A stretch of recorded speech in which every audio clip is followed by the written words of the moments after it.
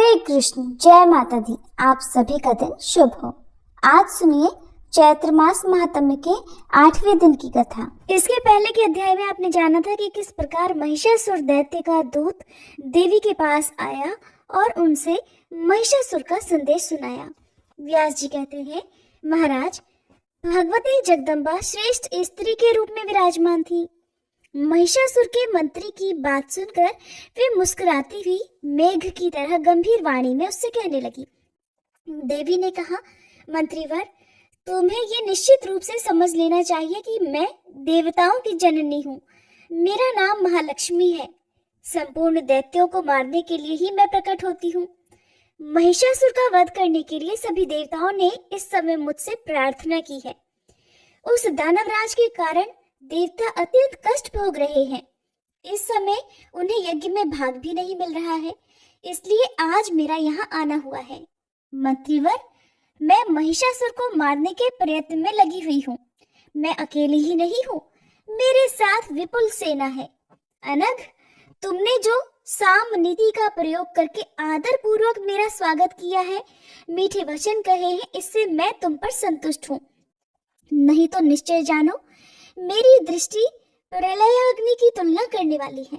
उसके प्रभाव से तुम बच नहीं सकते। अब तुम मेरी बात मानकर उस पापी महिषासुर के पास जाकर उससे ऐसा कहना कि अगर तुझे प्राणों का लोभ हो तो तुरंत अभी पाताल चला जा। तू नहीं जाना चाहेगा तो तुझ अपराधी और दुष्ट को मैं युद्ध के मैदान में मार डालूंगी। मेरे बाण से तेरे शरीर की धज्जियां उड़ जाएंगी। तेरे लिए यमराज के घर जाना आवश्यक हो जाएगा। मेरी इस दयालुता को तू समझकर इसी क्षण इस लोक से विदा हो जा। मूर्ख, तेरे मर जाने पर देवता स्वर्गलोक पर अधिकार प्राप्त कर लेंगे। इसलिए सागर पर्यंत इस पृथ्वी का परित्याग करके तू अकेला ही यहाँ से हट जाने की व्यवस्था कर ले। मूर्ख, मेरे बाण तेरे शरीर को लक्ष्य बनाए इसके पहले ही तू पाताल चला जा, इसी में तेरी कुशल है। असुर, अगर तेरे मन में युद्ध करने की इच्छा हो तो अभी अपने संपूर्ण महाबली वीरों के साथ यहाँ चला आ। मैं तुझे यमराज के घर भेजने के लिए तत्पर हूँ। अरे प्रचंड मूर्ख, तेरे जैसे असंख्य दानवों का प्रत्येक युग में मैंने वध किया है, वैसे ही मैं तुझे युद्ध के मैदान में मार भी डालूंगी। तू मेरे शस्त्र धारण को सफल कर दे। मूर्ख, तू महान दुराचारी है। श्री ब्रह्मा जी के द्वारा तुझे जो वरदान मिल गया है तो उसका अभिमान मत कर।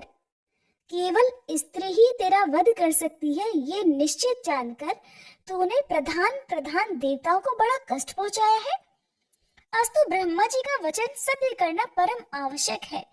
फिर भी अनुपम स्त्री का रूप धारण करके तुझ अपराधी को मारने के विचार से ही मैं यहाँ प्रकट हुई हूँ। और अगर तुझे जीने की इच्छा हो तो आज ही देवताओं के स्थान को छोड़कर पाताल में, जहाँ सांपों का साम्राज्य है, वहां चला जा। व्यास जी कहते हैं, महिषासुर का वह प्रधानमंत्री भी शूरवीर था। देवी की बात सुनकर उसने सार गर्भित उत्तर देना आरंभ कर दिया कि देवी, तुम अभिमान में चूर रहने वाली स्त्री के समान बातें करती हो। कहाँ तुम और कहाँ वे दानवराज? भला इस प्रकार का अनुचित युद्ध कैसे हो सकता है? तुम अकेली स्त्री हो, अभी जवानी के प्रथम सोपान पर तुम्हारा प्रवेश हुआ है। तुम्हारे तो सभी अंग भी कोमल हैं और उन महिषासुर के शरीर की आकृति बड़ी विशाल है, इसलिए बड़ी कठिनता के साथ उनके साथ तुम्हारी मित्रता हो सकती है। महिषासुर के पास हाथी, घोड़े और रथों से परिपूर्ण अनेक प्रकार की सेना है। जिस प्रकार मालती के फूल को मसल डालने में गजराज को कुछ भी मेहनत नहीं करनी पड़ती, वैसे ही महिषासुर के हाथ संग्राम में तुम्हारा अंत हो जाए, इसके लिए उन्हें कुछ भी प्रयास नहीं करना पड़ेगा। हमारे राजा साहब देवताओं के महान शत्रु हैं, किंतु तुम में उनकी अटूट श्रद्धा है, इसलिए साम और दाम नीति का प्रयोग करके ही मैंने तुमसे बात करना उचित समझा है। नहीं तो तुम झूठ बोलती हो, व्यर्थ के अभिमान में भरकर अपनी चतुरता दिखा रही हो, और रूप और यौवन का तुम्हें अभिमान हो गया है, ये मानकर मैं तुम्हें आज ही बाण के द्वारा मृत्यु के मुख में झोंक देता। तुम्हारे रूप में जगत के रूपों को तुच्छ करने की योग्यता है, इसे सुनकर मेरे महाराज मोहित हो गए हैं। और उनकी प्रसन्नता के लिए ही तुम्हारे प्रति मेरे मुख से अत्यंत मधुर वाणी निकल रही है। उनके संपूर्ण राज और धन पर तुम्हारा अधिकार रहेगा और वे तुम्हारे सेवक होकर रहेंगे। मृत्युदागी क्रोध का परित्याग करके तुम उनसे प्रेम भाव बनाने की कृपा करो। भामिनी, मैं भक्ति पूर्वक तुम्हारे चरणों में पड़ा हुआ हूँ। तुम्हें जल्दी ही महिषासुर की पटरानी बन जाना चाहिए। अविकल रूप से त्रिलोकी की सारी संपत्ति तुम्हारे अधीन रहेगी। महिषासुर से संबंध हो जाने पर संसार जनित समस्त सुख तुम्हारे लिए बड़े आसान हो जाएंगे। मंत्री की बात सुनकर देवी कहने लगी, मंत्रीवर सुनो, मैं शास्त्र की मर्यादा के अनुसार चतुरता का सहारा लेकर वाक्यों का बिल्कुल सार तुम्हें समझाती हूँ। मेरी समझ में आ गया है कि तुम महिषासुर के प्रधानमंत्री हो और तुम्हारे इन वचनों से स्वतः सिद्ध हो रहा है कि तुम्हें भी पाश्विक बुद्धि ही प्राप्त है। जिसके तुम जैसे मंत्री हैं वो भला बुद्धिमान कैसे हो सकता है? तुम दोनों एक जैसे हो। श्री ब्रह्मा जी ने तुम्हारी बड़ी अच्छी जोड़ी मिलाई है। अरे मूर्ख, मेरे विषय में तुमने जो कुछ भी कहा है कि स्त्री स्वभाव वाली हो, सो विचार पूर्वक देखो तो क्या मैं पुरुष नहीं हूँ? मैंने स्वाभाविक गति से स्त्री का वेश धारण कर लिया है। तुम्हारे स्वामी स्त्री के हाथ अपनी मृत्यु मांग चुके हैं, उसे पूरा करने के लिए ही मुझे ऐसा करना पड़ रहा है। इससे मैं समझती हूँ कि वह प्रचंड मूर्ख है। वीर रस के तत्व से वह निरंतर अपरिचित रहा है। स्त्री के हाथ से मरना पराक्रमहीन के लिए भले ही सुखकर लगता हो, शूरवीर के लिए तो महान कष्टप्रद है। ऐसे ही निंदनीय मृत्यु स्वयं बुद्धिमान बनने वाले तुम्हारे स्वामी महिषासुर ने मांगी है। इसीलिए तो स्त्री का रूप धारण करके उस कार्य को संपन्न करने के विचार से ही मैं यहाँ पर उपस्थित हुई हूँ। तुम्हारे धर्मशास्त्र विरोधी वाक्यों से मैं कैसे डर सकती हूँ? इसलिए तुम शीघ्र ही जाओ और अपने राजा को मेरी सारी बात सुना दो। फिर वो तुम्हें जो आदेश दे वैसा ही करना। तुम्हें अगर प्राणों का मोह हो तो इंद्र स्वर्ग का राज्य करे, देवताओं को भविष्य प्राप्त करने का सुअवसर मिल जाए और तुम लोग रसातल चले जाओ। मूर्ख, संभव है दुराचारी महिषासुर के विचार इसके विपरीत हो। उस अवस्था में तुम लोग मेरे साथ युद्ध कर सकते हो। सभी प्रधान देवता युद्ध में परास्त हो चुके हैं। तुम्हारी ये मान्यता बिल्कुल निर्मूल है, क्योंकि दैववश ब्रह्मा जी ने वर दे रखा था, इसी कारण ऐसी परिस्थिति बन गई थी। व्यास जी कहते हैं, भगवती जगदम्बा की बात सुनकर महिषासुर के प्रधानमंत्री ने विचार किया कि अब मुझे क्या करना चाहिए। युद्ध करना ठीक है या फिर महाराज के पास लौट चलना? मेरे महाराज अवश्य ही कामातुर हो रहे हैं और उन्होंने इस स्त्री के साथ विवाह करने के उद्देश्य से ही मुझे यहाँ भेजा है। तब मैं उनकी मानसिक सरसता को भंग करके उनके पास कैसे जाऊं? इसलिए उत्तम यही है कि बिना युद्ध किए ही राजा के पास पहुंचूं और उनसे निवेदन कर दूं कि वे शीघ्र स्वयं यहाँ आने का प्रबंध करें। वे महाराज महिषासुर बुद्धिमानों में श्रेष्ठ है। उनके पास बहुत से निपुण मंत्रियों का समाज है। उनके साथ बैठकर वे कर्तव्य के विषय में निश्चित विचार कर लेंगे। सहसा इस स्त्री के साथ युद्ध करना मेरे लिए तो बिल्कुल अनुचित है, क्योंकि हार और जीत दोनों ही स्थितियों में महाराज का अप्रिय होने की ही संभावना है। संभव है कि ये स्त्री मुझे मार ही डाले, या फिर जिस किसी उपाय से मैं ही इसे मारने में सफलता प्राप्त कर लूं, तब भी तो मैं राजा महिषासुर के क्रोध का भाजन ही बनूंगा। इसलिए वहीं चलकर देवी की कही हुई बात मैं महिषासुर को सुना दूं, यही मेरे लिए हितकर होगा। फिर उनको जो अच्छा लगे वही करे। व्यास जी कहते हैं कि इस प्रकार विचार करके वह बुद्धिमान मंत्री राजा महिषासुर के पास लौट आया और प्रणाम करके उसने यो कहना आरंभ कर दिया कि राजन, सिंह पर बैठी हुई वह देवी बहुत ही सुंदर है। 18 भुजाओं के कारण उसका विग्रह अत्यंत सुंदर प्रतीत हो रहा है। उसने भुजाओं में अस्त्र शस्त्र धारण कर रखे हैं। महाराज, मैंने उस देवी से ऐसा कहा कि तुम राजा महिषासुर की सेवा में चलो, वे त्रिलोकी के स्वामी हैं। तुम उनकी प्रेयसी रानी बनने का सुअवसर प्राप्त कर लो, तुम ही उनकी पटरानी बनोगी, ये बिल्कुल निश्चित है। वे तुम्हारे वशवर्ती बनकर आज्ञा पालन करने में सदा तत्पर रहेंगे। सुंदरी, महिषासुर को अपना स्वामी बनाकर लंबे समय तक त्रिलोकी की संपत्ति भोगो और स्त्रियों में सबसे अधिक भाग्यशालिनी बनने का अवसर भी प्राप्त कर लो। मेरी ऐसी बातें सुनकर हे महाराज, वह विशाल नेत्रों वाली देवी पहले तो अहंकार के वश होकर किंकरते विमूढ़ सी हो गई। फिर हंसकर मुझसे कहने लगी कि भैंस के पेट से पैदा हुआ महिषासुर पशुओं से भी गया गुजरा है। मैं देवताओं का हित करने के विचार से उसे देवी के बलि चढ़ा दूंगी। अरे मूर्ख, जगत में कौन ऐसी मूर्ख स्त्री है जो महिष को पति बनाए? फिर मुझ जैसी विवेकवती स्त्री उसे कैसे स्वामी बनाने में विचार कर सकती है?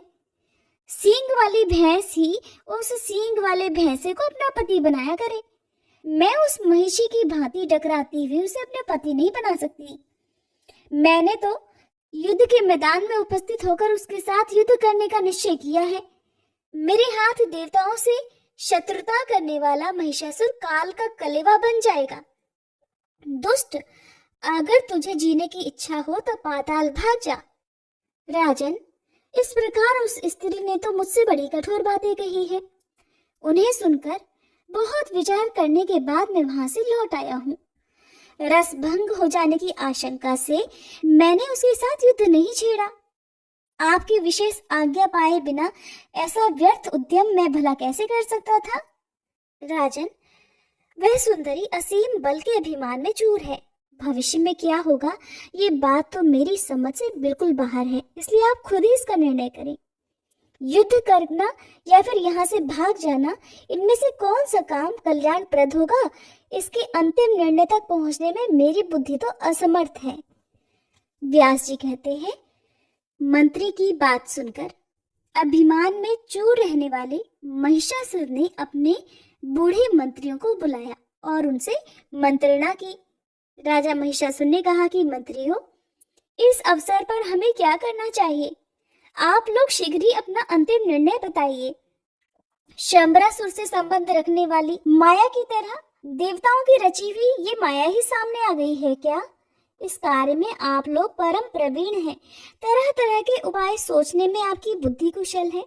ऐसी परिस्थिति आ जाने पर साम दाम आदि उपायों में से किसका अवलंबन करना चाहिए, ये मुझे बताइए।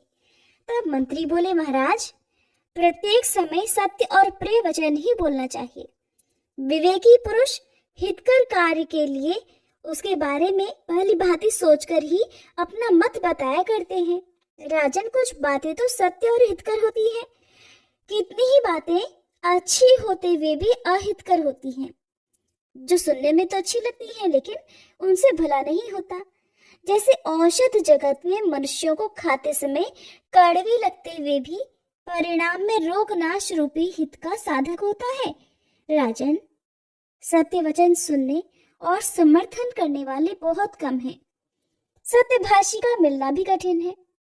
श्रोता को प्रसन्न करने के लिए झूठी बातें कहने वाले वक्ता बहुत मिल सकते हैं। राजन, ये विचार बड़ा ही गहन है। इस अवसर पर हम कैसे क्या कहें? किसी कार्य का परिणाम अच्छा होगा या फिर बुरा, इसे त्रिलोकी में भला कौन जान सकता है?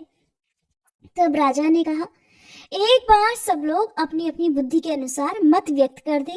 सबके विचार सुनकर फिर मैं कुछ सोचूंगा। कार्य कुशल पुरुष को चाहिए कि बहुत लोगों के मत को जानकर उस पर बार बार विचार करे, फिर जो कार्य हितकर लगे उसे अपनाने का प्रयास करे।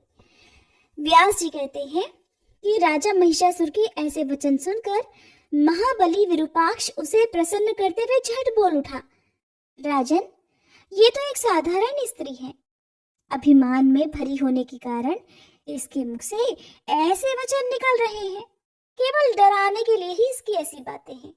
इसे आप समझ लीजिए। स्त्रियां तो बढ़ा चढ़ाकर बहुत सी ऐसी बातें कहा करती हैं कि जिससे युद्ध में किसी प्रकार परास्त न हो सके, किंतु उनके झूठ और साहस को जानने वाला कौन पुरुष उनसे डर सकता है? राजन, आप तो त्रिलोकी पर विजय प्राप्त कर चुके हैं। इस समय एक साधारण स्त्री से भयभीत होना आपके लिए बिल्कुल अशोभनीय है। हाँ, किसी दीनहीन को मारने पर वीर पुरुष को जगत में कलंक अवश्य लग सकता है, इसलिए महाराज, मैं तो अकेले ही चंडी से युद्ध करने जा रहा हूँ। मैं तो उसे वशी ही मार डालूंगा। आप निर्भय हो जाइए। कुछ सैनिक बस मेरे साथ रहे। मैं अस्त्र शस्त्रों से सज धज कर जाऊंगा, जिसे प्रचंड पराक्रम वाली उस दुर्धर्ष स्त्री को मैं परास्त कर सकूं। राजन, अब आप मेरा बल देखिए। सर्प में रस्सियों से बांधकर मैं उसे आपके पास ले आऊंगा। फिर तो वो सदा आपके अधीन होकर रहेगी। व्यास जी कहते हैं, विरूपाक्ष की बात सुनकर दुर्धर्ष ने उसके वचन का अनुमोदन किया। उसने महिषासुर से कहा कि राजन, बुद्धिमान विरूपाक्ष की बात बिल्कुल सत्य है। आप तो स्वयं ही विचार कुशल हैं। मेरी भी कुछ प्रिय बातें सुनने की कृपा करें। अनुमान करने से मुझे तो ऐसा लग रहा है कि इस सुंदरी को कामदेव ने मथ डाला है। अपने रूप के अभिमान में प्रमत्त रहने वाली स्त्री प्रायः ऐसा ही भाव बनाया करती है। उसकी हार्दिक इच्छा है कि उसे डरा धमकाकर आपको अपने वश में कर लिया जाए। स्वाभिमानिनी स्त्रियों के यही तो हाव भाव होते हैं महाराज। इनके इस अभिप्राय को रसज्ञ पुरुष भली भांति समझ लेते हैं। महाराज, इस रहस्य को जानकर आपको भी रसयुक्त व्यवहार करना चाहिए। उसके लिए साम और दाम, ये दो ही उपाय उचित हैं। ये सुंदरी क्रोध या फिर अभिमान में भरी रहने पर भी आपके अनुकूल हो जाएगी। उसी की तरह मीठे वचनों का प्रयोग करके मैं उसे आपके पास ले आऊंगा। राजन, बहुत कहने से क्या लाभ। उसे अब आपके वश में कर देना मेरे लिए परम कर्तव्य हो गया है। मैं भी जाता हूँ और ऐसा प्रयास करूंगा कि वह स्त्री दासी की तरह निरंतर आपकी सेवा में लीन हो जाए। व्यास जी कहते हैं, विरूपाक्ष की ऐसी बातें सुनकर रहस्य के पूर्ण जानकार ताम्र ने महिषासुर से कहा, राजन, अब आप मेरी भी कुछ बात सुनने की कृपा करें। मैं प्रमाण युक्त धार्मिक बात कहता हूँ, जो रस और नीति से भी संयुक्त है। ये स्त्री पूरी तरह विदुषी जान पड़ती है। काम से आतुर होकर आपसे प्रेम करने के लिए इसका आगमन नहीं हुआ है। मानद, उसके कहे हुए कोई भी वचन व्यंग्यात्मक नहीं है। महाबाहो, बिना किसी सहायक को लिए एक नवयुक्ति स्त्री ने आने का साहस किया है। ये कैसी विचित्र बात है। मन को मुग्ध करने वाली इस देवी का रूप भी बड़ा विलक्षण है। त्रिलोकी में किसी ने भी 18 भुजा वाली स्त्री को न कभी सुना और न देखा है। इस कल्याणी में तो असीम पराक्रम भरा है। राजन, जितनी भुजाएं हैं उतने ही सुदृढ़ आयुधों से ये सुसज्जित है। मेरी समझ में ये सारी बातें काल की करतूत लगती हैं। अब निश्चय ही कुछ प्रतिकूल घटनाएं घटने वाली हैं। मैंने रात में स्वप्न भी अनिष्ट सूचक ही देखा है। इससे मुझे लग रहा है अब यमराज का डेरा यहाँ जम गया है। रात बीत चुकी थी, उषा काल हो गया था। उसी समय मुझे सपना आया कि घर के आंगन में काले रंग की साड़ी पहने हुए कोई स्त्री विलाप कर रही है। ये मृत्यु सूचक स्वप्न विचारणी है। रात में भयंकर पक्षी घर घर घूमकर रो रहे हैं। इससे मैं जानता हूँ कोई भयानक अनिष्ट का कारण अवश्य ही उपस्थित होने वाला है। परिणाम भी दिखाई दे रहा है, जो कि वह स्त्री युद्ध करने के लिए निश्चित विचार करके आपको बुला रही है। राजन, ये स्त्री न मानुषी है, न गांधर्वी और न असुर ही। इसे तो देवताओं की रची हुई माया ही समझना चाहिए। मोहित करना इसका स्वाभाविक गुण है। इस अवसर पर मन में कायरता लाना अवश्य ही अवांछनीय है। जो कुछ भी हो, युद्ध करना ही उचित है। जो होना है महाराज, वो तो होकर ही रहेगा। प्रारब्ध से संबंध रखने वाले अच्छे या बुरे फल को भला कौन जान सकता है। और इस विषय में तो सभी अनजान हैं, कोई कुछ नहीं जानता। इसलिए मेधावी पुरुष को चाहिए कि विचार पूर्वक धैर्य धारण करके स्थिर बना रहे। राजन, मनुष्यों के जीवन और मरण के विषय में देव का अमिट शासन चलता है और त्रिलोकी में कोई भी ऐसा पुरुष नहीं है जो उसे विफल करने में समर्थ हो सके। तब महिषासुर ने कहा, महाभाग ताम्र, तुम युद्ध करने के लिए निश्चित विचार करके जाओ। उस स्वाभिमानिनी सुंदरी स्त्री को धर्मपूर्वक परास्त करके मेरे पास ले आना। अगर वह सुंदरी युद्ध में तुम्हारी अधीनता स्वीकार न करे, तब भी उसको तुरंत मार डाला अनुचित होगा। फिर किसी दूसरे ही प्रयास से उसे वश में करने का प्रयास करना चाहिए। अजी, तुम तो सर्व ज्ञान संपन्न वीर पुरुष हो। काम शास्त्र में भी तुमने सर्वोत्तम योग्यता प्राप्त की है।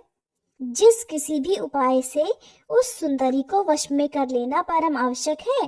वीर महाबाहो, तुम अभी एक विशाल सेना साथ लेकर वहां जाओ।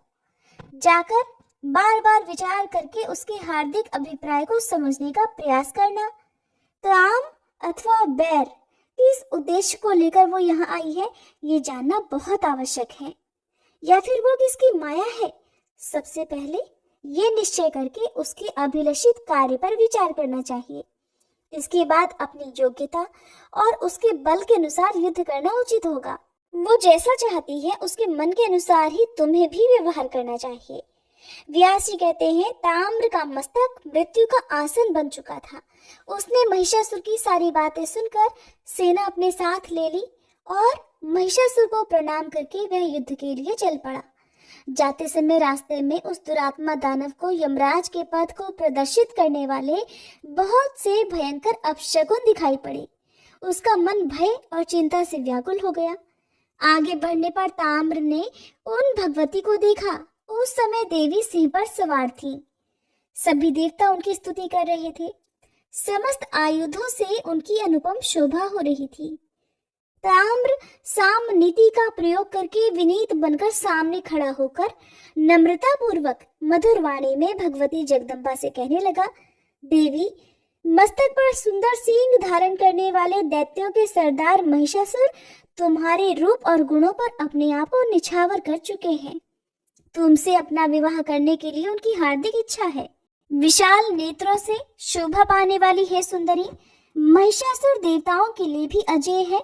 तुम उसकी इच्छा पूर्ण करो। कर भोरू, तुम्हें इतने सारे आयुध धारण करने की भला क्या आवश्यकता है? कमल जैसे कोमल ये तुम्हारे हाथ पुष्पों की गेंद पकड़ने के योग्य है। भौ रूपी धनुषों के होते हुए इस धनुष की क्या आवश्यकता रह जाती है? देवी, तुम्हारे कटाक्ष अचूक बाण है, फिर इन लौकिक बाणों से भला क्या प्रयोजन है? संसार में युद्ध को दुख का मूल कारण समझा जाता है। इस रहस्य के जानकर मानव को युद्ध कभी नहीं करना चाहिए। लोभासक्त अनुरागी व्यक्ति ही परस्पर लड़ते भिड़ते रहते हैं। देवता हो या दानव, सभी हमारे महाराज महिषासुर का सम्मान करते हैं।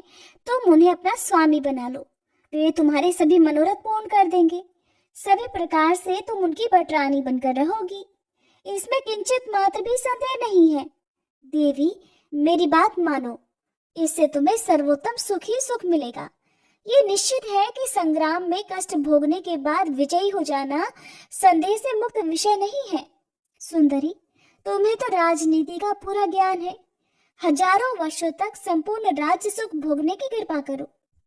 व्यास जी कहते हैं कि ताम्र की उपर्युक्त बात सुनकर देवी भगवती का मुखमंडल मुस्कान से भर गया। फिर मेघ की भांति बड़ी गंभीर वाणी में वे ताम्र से कहने लगी कि ताम्र, तेरा मूर्ख स्वामी महिषासुर अब मृत्यु को गले लगाना चाहता है। उस अज्ञानी के ऊपर कामदेव के बाण असर कर गए हैं। तू जा और उससे कह दे कि जैसी तेरी जन्मदाता भैंस है, जो घास फूस खाकर तगड़ी बनी रहती है, जिसकी लंबी पूंछ है, बड़ा सा पेट है और सिर पर सींग सुशोभित है, मैं वैसी नहीं हूँ।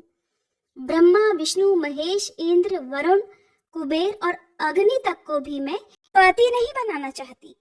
इन सब प्रधान देवताओं को छोड़कर किस गुण की विशेषता से मैं एक पशु को स्वामी बनाने का निंदनीय काम करूंगी?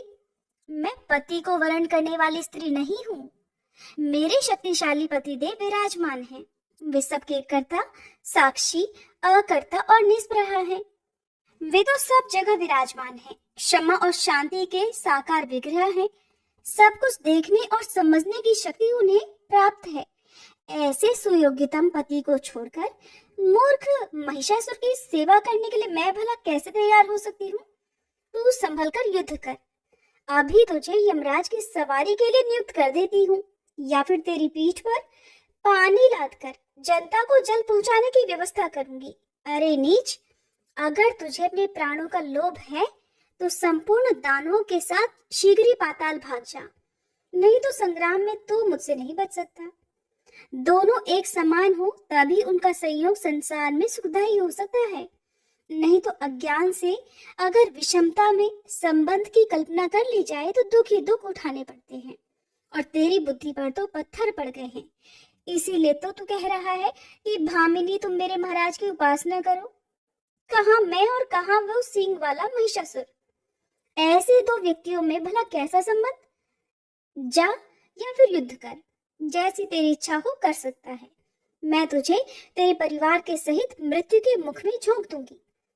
अगर युद्ध अभीष्ट न हो तो इस लोक को छोड़कर कहीं और सुख से जीवन बिता। व्यास जी कहते हैं, इस प्रकार कहकर भगवती जगदम्बा ने बड़ी अद्भुत घोर गर्जना की। उस अवसर पर उनके कल्पांत सदृश गर्जन से दैत्यों के मन में आतंक छा गया। ऐसी गंभीर गर्जना हुई कि उसके प्रभाव से पृथ्वी कांपने लगी, पहाड़ डगमगा गए और दैत्यों की स्त्रियों का गर्भपात आरंभ हो गया। उस शब्द को सुनकर ताम्र का मन भी भय से व्याप्त हो गया और वो वहां से भागकर महिषासुर के पास चला गया। यही नहीं, किंतु उस नगर के जितने भी दैत्य थे उन सब का मन चिंता से आकुल हो गया। राजन, उन सब के कान उस भीषण गर्जना से बहरे हो गए। एकमात्र भाग जाना ही अब उनका ध्येय रह गया। उसी क्षण क्रोध में अविष्ट होकर सिंह ने भी बड़ी भीषण गर्जना की। उस भैरवनाद के कारण दैत्यों के रोम रोम में भय भर गया। ताम्र को वापस आया देखकर महिषासुर की बुद्धि भी चौंधी आ गई। तब मंत्रियों के साथ बैठकर वह परामर्श करने लगा कि अब क्या करना चाहिए। दुर्ग का सहारा लिया जाए या फिर युद्ध हो, या फिर युद्ध भूमि से ही निकलकर भाग चले। महानुभाव दानवों, आप लोगों को यहाँ से भाग जाने में ही कल्याण की संभावना दिखती है। आप सबके सब बुद्धिमान, युद्ध में कभी पीछे पैर ना रखने वाले और शास्त्रों के पारगामी विद्वान हैं। इस अवसर पर कार्य में सफलता प्राप्त करने के लिए कोई अत्यंत गुप्त मंत्रणा करना बड़ा आवश्यक है। राज्य की स्थिति में मंत्रणा को ही प्रधान कारण माना गया है। राज्य को सुरक्षित रखने की इच्छा हो तो राजा के लिए सदाचारी विद्वान मंत्रियों से मंत्रणा करना अनिवार्य है। मंत्रणा का भेद फूट जाने पर राज्य और राजा दोनों का विनाश हो सकता है। अपना विचार सबको पता ना चल जाए, इस भय से कल्याणकामी पुरुष अपने अभिप्राय को भलीभांति गुप्त रखते हैं। इसलिए इस समय मंत्रिमंडल देश और काल के अनुसार अपना हेतुयुक्त हितकारक मत प्रकट करे। नीति पूर्वक विचार करके ही अपना मत बताना चाहिए। यहाँ जो देव निर्मित स्त्री आई है उसमें अपार पराक्रम है। अकेले ही निराधार इसके यहाँ आने का भला क्या कारण है, इस बात पर विचार किया जाए। वह युवती स्त्री युद्ध के लिए बार बार आह्वान कर रही है, इससे बढ़कर और भला क्या आश्चर्य होगा। युद्ध छिड़ जाने पर विजयश्री मिलेगी या नहीं, त्रिलोकी में ये कौन जान सकता है। बहुतों की विजय और एक की तो हार होती ही है। ये भी निश्चित बात नहीं है क्योंकि युद्ध में जय और पराजय की बात सदा दैव के अधीन समझनी चाहिए। श्री सूत जी कहते हैं, अपने स्वामी महिषासुर के सार गर्भित वचन सुनकर महान यशस्वी विडलाक्ष हाथ जोड़कर कहने लगा कि राजन, विशाल नेत्रों वाली इस स्त्री के विषय में फिर से यत्नपूर्वक जानकारी प्राप्त कर लेनी चाहिए। ये किस उद्देश्य से और कहां से आई है, किसके साथ इसका विवाह हुआ है। स्त्री के हाथ से आपका वध तो निश्चित है। देवता इस विषय को भलीभांति जानते हैं और लगता है कि उन्होंने ही अपने सामूहिक तेज से उत्पन्न करके इस कमल नयनी को यहाँ भेजा है। वे सब के सब युद्ध देखने की इच्छा से छुपकर संप्रति आकाश में विद्यमान हैं। उन्हें भी युद्ध की कम लालसा नहीं है महाराज। समय आने पर वे सभी इस स्त्री के सहायक बन जाएंगे। विष्णु प्रभृति वे प्रधान देवता युद्ध भूमि में इस कामिनी को अग्रसर बनाकर हमारा वध कर डालेंगे। साथ ही वो स्त्री आपको मार डालेगी। राजन, मेरी समझ से उन देवताओं का यही मनोरथ है। भविष्य में होने वाले परिणाम की भलीभांति जानकारी मेरे लिए सुलभ नहीं है प्रभु, इसलिए आप इस समय युद्ध ना करें। बस अब इससे अधिक मैं कुछ नहीं कह सकता। कार्य की प्रधानता मानकर हम लगातार आपके लिए मर मिटने को तैयार हैं। आपके साथ आनंद का अवसर भी तो हमें मिलता ही है। हम तो आपके अनुचर हैं और यही हमारा धर्म है। दुर्मुख बोला, राजन, मैं जानता हूँ कि आज युद्ध में हमारी विजय अवश्य होगी। पीछे पैर रखना सर्वथा अवांछनीय है। ऐसा करने से हमारी कीर्ति में कलंक लग जाएगा। जब इंद्र आदि देवताओं के साथ लोहा लेना पड़ा था, तब भी तो भागने जैसे निंदित कार्य का आश्रय नहीं लिया गया था। फिर इस अकेली स्त्री के सामने ऐसा क्यों किया जाए? इसलिए महाराज, मेरी नजर में तो युद्ध करना ही परम आवश्यक है। युद्ध में विजय अथवा मरण ये दो ही होते हैं। जो होनी है उसको टालना असंभव है। फिर जानकार पुरुष भला क्यों चिंता करे? संग्राम में काम आ जाने पर यश मिलता है और जीवित रहने पर सुख की प्राप्ति होती है। ये दोनों ही फल मन के अनुकूल हैं, ये मानकर अब युद्ध करने के लिए तत्पर हो जाना चाहिए। भाग जाने पर तो जगत में निंदा होगी। आयु समाप्त हो जाने पर मरना तो निश्चित ही है। इसलिए जीने और मरने के बारे में व्यर्थ चिंता नहीं करनी चाहिए। व्यास जी कहते हैं, वाष्कल बातचीत करने में बड़ा कुशल था।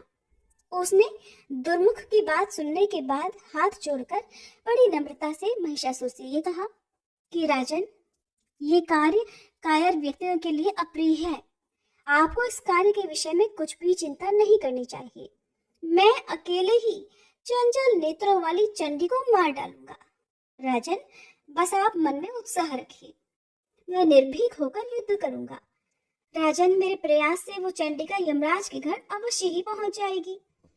मैं इंद्र, वरुण, कुबेर, सूर्य, चंद्रमा, यमराज, अग्नि, वायु और विष्णु और शंकर से भी नहीं डरता। फिर अभिमान में चूर रहने वाली वो अकेली स्त्री भला मेरा क्या कर सकती है? मेरे चमकीले बाणों से उसके प्राण पखेरु उड़ जाएंगे। आज आप मेरी भुजाओं का बल देखिए महाराज। फिर सुख पूर्वक विहार कीजिएगा। इसके साथ युद्ध करने के लिए आपको खुद युद्ध मैदान में नहीं जाना चाहिए। व्यास जी कहते हैं, इस प्रकार अभिमान में भरा रहने वाला वाष्कल महिषासुर के प्रति अपना अभिप्राय व्यक्त कर गया। इसके बाद दुर्धर उस राक्षस राज को प्रणाम करके कहने लगा कि महाराज, देवताओं द्वारा रची हुई देवी को मैं परास्त कर दूंगा। 18 भुजा धारण करके वह सुंदरी अवश्य ही किसी कारणवश यहाँ आई है। राजन, देवताओं की बनाई हुई ये माया है और आपको भयभीत करने के लिए ही इसका यहाँ आगमन हुआ है। ये तो केवल डराने के लिए ही है। ऐसा जानकर आप अपने मन का मोह त्याग दीजिए। राजन, ये राजनीति है। अब मंत्रियों के संबंध में कुछ बात कहता हूँ, सुनिए। कितने ही मंत्री सात्विक और राजस प्रकृति के होते हैं। इनके अलावा कुछ तामस भी होते हैं। राजन, उनके मन में स्वामी के कार्य से किंचित मात्र भी विरोध नहीं रहता। वे धार्मिक और मंत्र शास्त्र के पारगामी विद्वान होते हैं। व्यास जी कहते हैं कि इस प्रकार महाबाहु वाष्कल और दुर्मुख महिषासुर की आज्ञा लेकर वहां से चल पड़े। उनके सर्वांग से अभिमान टपक रहा था। संपूर्ण अस्त्र शस्त्रों से वे पूर्ण जानकार थे, इसलिए वे मदोन्मत्त दानव युद्ध के मैदान में पहुंच गए। वहां भगवती जगदम्बा विराजमान थी। उनसे वे मेघ की तरह गंभीर वाणी में कहने लगे, देवी, जिन महात्मा महिषासुर ने देवताओं को परास्त कर दिया है, उन्हें तुम पति रूप में स्वीकार कर लो। सुंदरी, वे राजन संपूर्ण दैत्यों के अधिष्ठाता हैं। सर्व लक्षण संपन्न सुंदर मनुष्य का रूप धारण करके दिव्य आभूषणों से आभूषित होकर एकांत में वे तुमसे भेंट करेंगे। फिर तो त्रिलोकी की सारी संपत्ति तुम्हें भोगने का सुअवसर प्राप्त होगा। महिषासुर की अंग कांति बड़ी कमनीय है। मनोयोग पूर्वक तुम उनसे प्रेम कर लो। ये नरेश महान पराक्रमी है। इन्हें पति बनाकर तुम सांसारिक उस अद्भुत सुख को, जिसके लिए स्त्रियां प्रायः लालायित रहती हैं, प्राप्त कर लोगी। देवी कहने लगी, अरे धूर्तो, तुम ये क्या समझ रहे हो कि काम के चंगुल में फंसा हुआ ये कोई अत्यंत अशिक्षित अबला है? मैं महान मूर्ख महिषासुर की सेवा कैसे करूं? संभ्रांत कुल की स्त्रियां जो कुल, शील और गुणों में समानता रखता है, वैसे ही पुरुष की उपासना करती हैं। बल्कि रूप, चातुरी, बुद्धि, शील और क्षमा आदि में उसे और भी बढ़ चढ़कर होना चाहिए। और ये महिषासुर तो पशु का शरीर धारण किए रहता है। पशुओं में भी इसकी जाति अधम मानी जाती है। फिर कौन देवरूपिणी ऐसी स्त्री होगी जो काम के वशीभूत होकर इस पशु को अपना पति बनाना चाहेगी? तुम अभी अपने स्वामी के पास चले जाओ। अरे वाशकल और दुर्मुख, तुम तुरंत अपने स्वामी महिषासुर के पास, जिसके सिर पर बड़े बड़े सींग हैं और जो हाथी की तरह धूल धूसरित पड़ा रहता है, जाओ और मेरे ये वचन उसे कह दो कि तू पाताल में चला जा या फिर आकर मेरे साथ युद्ध कर। युद्ध होने पर ही देवराज इंद्र निर्भय हो सकते हैं, ये अटल सत्य है। मैं तो तुझे मारकर ही जाऊंगी, बिना मारे नहीं जा सकती। प्रचंड मूर्ख, मेरी इस बात पर विचार करके फिर तेरी जैसी इच्छा हो वैसा कर। अरे चार पैर वाले जानवर, मेरे सामने विजयी हुए बिना कहीं भी भाग में, चाहे वो पृथ्वी का कोई भाग हो, पर्वत की गुफा हो या फिर आकाश ही क्यों ना हो, तुझे कहीं भी जगह मिलना असंभव है। व्यास जी कहते हैं, देवी भगवती के ऐसा कहने पर वाशकल और दुर्मुद दोनों दैत्य क्रोध से तमतमा उठे। उनकी आंखें नाचने लगी। वे दोनों वीर हाथ में धनुष और बाण लेकर युद्ध करने के लिए तैयार हो गए। भगवती जगदम्बा गंभीर गर्जना करके बड़ी निडरता से विराजमान थी। कुरुवंश को सुशोभित करने वाले राजन, वे दानव पूरी शक्ति लगाकर देवी के ऊपर बाण बरसाने लगे। भगवती को देवताओं का कार्य सिद्ध करना था। वे सुमधुर गर्जन करके दानवों के प्रति पर्याप्त मात्रा में बाण वर्षा करने को तत्पर हो गई। उन दोनों दैत्यों में वाशकल बड़ा चंचल था। वो तुरंत सम्रांगण में भगवती के सामने आ गया। अभी दुर्मुख दर्शक बनकर देवी की ओर दृष्टि लगाए हुए खड़ा हुआ था। फिर तो वाशकल और देवी में बड़ा भीषण युद्ध आरंभ हो गया। बाण, तलवार और परिघ के आघातों से भीरुजनों के मन में भय ही भय उत्पन्न होता है।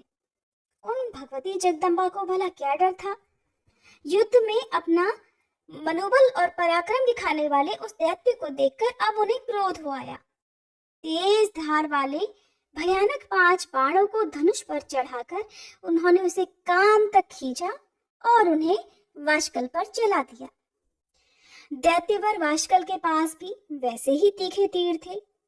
उन तीरों से उसने देवी के बाण काट गिराए।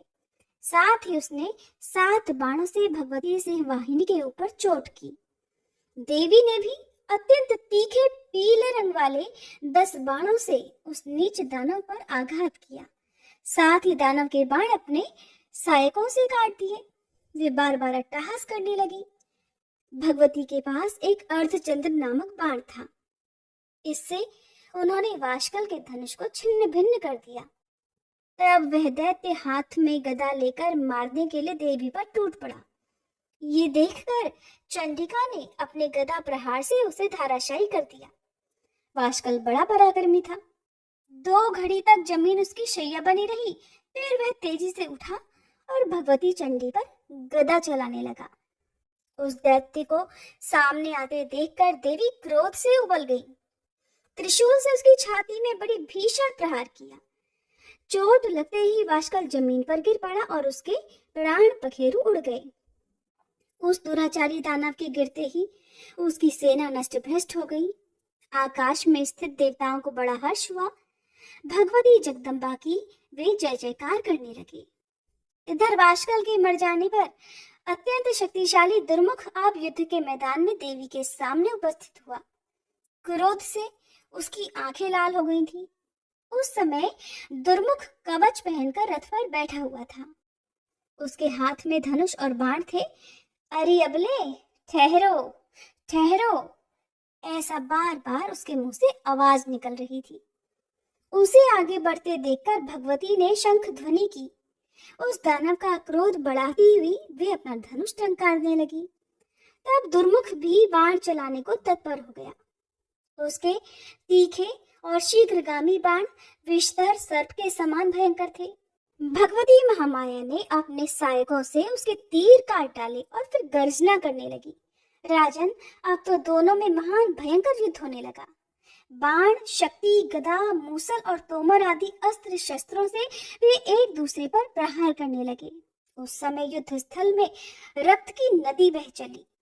उस नदी के तट पर कटकर गिरे हुए वीरों के मस्तक इस प्रकार सुशोभित हो रहे थे मानो तैरने की कला सीखने वाले यमराज के दूत अभ्यास करने के लिए तुम भी एकत्रित किए हुए हो। उस अवसर पर वहां की भूमि बड़ी भयंकर हो गई थी, क्योंकि चारों ओर कटी हुई लाशें बिछी हुई थी। उन्हें खाने वाले श्रृंगाल आदि क्रूर जानवरों का पूरा समूह जुटा हुआ था। सियार, कुत्ते, कौवे, काक और गीध, बाज उन दुष्ट दानवों के मरे हुए शरीरों को नोच नोच कर खा रहे थे। मृतकों के संसर्ग से बड़ी दुर्गंधित हवा चलने लगी थी। मांसभक्षी जानवर बड़े जोर जोर से चिल्ला चिल्लाकर भयानक आवाज कर रहे थे। तब दुरात्मा दुर्मुख क्रोध से तिलमिला उठा। काल ने उसकी विवेक शक्ति नष्ट कर दी थी। अपनी सुंदर भुजा ऊपर उठाकर अभिमान के साथ वह देवी से कहने लगा, चंडी, तुम्हारे तो सभी अंग बड़े सुकोमल हैं। सुंदरी, तुम अब भी मान जाओ और मद्यपान करके मस्त रहने वाले दानवेश्वर महिषासुर की सेवा करना स्वीकार कर लो, नहीं तो आज ही मैं तुम्हें काल का कलेवा बना दूंगा। तब देवी बोल रही कि तेरे सिर पर मौत नाच रही है, तू काल से मोहित हो गया है, इसलिए जी भरकर अनाप शनाप बक ले। मैं अभी तुझे यमराज के घर वैसे ही भेजने वाली हूँ जैसे इस वाशकल को भेज दिया है। मूर्ख, जा या फिर रहे, तुझे मरना तो अभीष्ट है, इसलिए पहले मैं तेरे प्राण हरकर मूढ़ बुद्धि महिषासुर को मारने की व्यवस्था करूंगी। अब तो दुर्मुख मरने के लिए उद्यत होकर आया ही था। भगवती चंडिका की बात सुनकर उसने उन पर बाणों की भयंकर वर्षा आरंभ कर दी। देवी ने अपने बाणों से दुर्मुख के सभी बाण काट दिए। साथ ही उस दानव पर इस प्रकार बड़े जोर से प्रहार किया मानो इंद्र वृत्तासुर वज्र फेंक रहे हों। अब भगवती चंडिका और दुर्मुख दोनों आपस में घमासान युद्ध करने लगे। देखकर कातरों का कलेजा दहल उठता था। शूरवीर उत्साहित हो रहे थे। देवी ने बड़ी शीघ्रता के साथ दुर्मुख के धनुष को काट डाला। उनके वैसे ही 5 बाणों से दानव का उत्तम रथ भी छिन्न भिन्न हो गया। रथ टूट जाने पर महाबाहु दुर्मुख दुर्धर्ष गदा हाथ में लेकर पैदल ही भगवती की ओर दौड़ा और पूरी शक्ति लगाकर सिंह के मस्तक पर उसने अपनी गदा से चोट पहुंचाई। महाबली सिंह प्रहार से व्यथित होने पर भी अपने स्थान से विचलित नहीं हुआ। गदा लेकर सामने खड़े हुए दुर्मुख को देखकर भगवती जगदम्बा ने अपनी तीखी तलवार से किरीट सहित उसके मस्तक को धड़ से अलग कर दिया। मस्तक कट जाने पर दुर्मुख के प्राण प्रयाण कर गए। वो जमीन पर पड़ गया। उसे देखकर आनंद से देवता विह्वल हो उठे। उन्होंने उच्च स्वर से जयध्वनि आरंभ कर दी। साथ ही वे देवी की स्तुति करने लगे। बहुत से देवता आकाश में स्थित होकर भगवती के ऊपर पुष्प बरसाने लगे। उनके मुख से जय जयकार की घोषणा हो रही थी। युद्ध के मोर्चे पर दुर्मुख की जीवन लीला समाप्त हो गई। ये देखकर ऋषियों, सिद्धों, गंधर्वों, विद्याधरों और किन्नरों के मुख पर प्रसन्नता की किरणें चमक उठी। श्री व्यास जी कहते हैं कि दुर्मुख तो युद्ध में काम आ गया। ये समाचार सुनकर महिषासुर क्रोध से मूर्छित हो गया। ये क्या हो गया? ऐसा बार बार वह सभी दानवों से पूछने लगा। कहने लगा कि दुर्मुख और वाशकल तो बड़े शूरवीर दानव थे। एक सुकुमार कन्या के हाथ वे युद्ध भूमि में सदा के लिए सो गए। ये कितने आश्चर्य की बात है। देखो, यही देव का विधान है। इससे सिद्ध हो रहा है कि मनुष्य सर्वथा परतंत्र हैं। उन्हें अच्छे बुरे कर्मों के अनुसार सुख और दुख में लगाने का अधिकार सदा एकमात्र प्रबल काल को ही है। ये दोनों प्रसिद्ध दानव थे, इनकी मृत्यु हो गई। इसके बाद अब क्या करना चाहिए? बड़ी विषम परिस्थिति सामने आ गई है। सभी लोग परस्पर विचार करके जो भी उचित जान पड़े कहो। व्यास जी कहते हैं, राजन, इस प्रकार अमित पराक्रमी महिषासुर के कहने पर उसका सेनाध्यक्ष महारथी चक्षुराक्ष बोला, महाराज, एक स्त्री के मार डालने में कौन सी चिंता की बात है?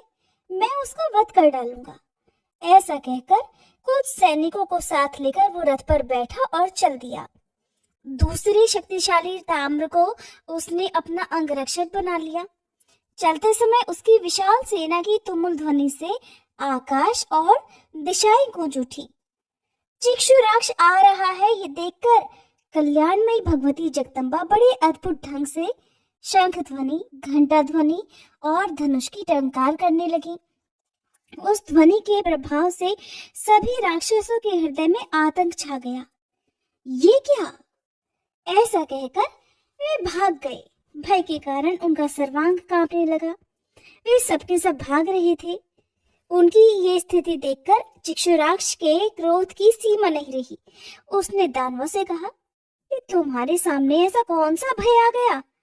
दैत्यो, अभिमान में चूर रहने वाली इस स्त्री को तो मैं आज ही बाणों के द्वारा यमलोक भेज दूंगा। तुम लोग निर्भय होकर युद्ध के मैदान में डटे रहो।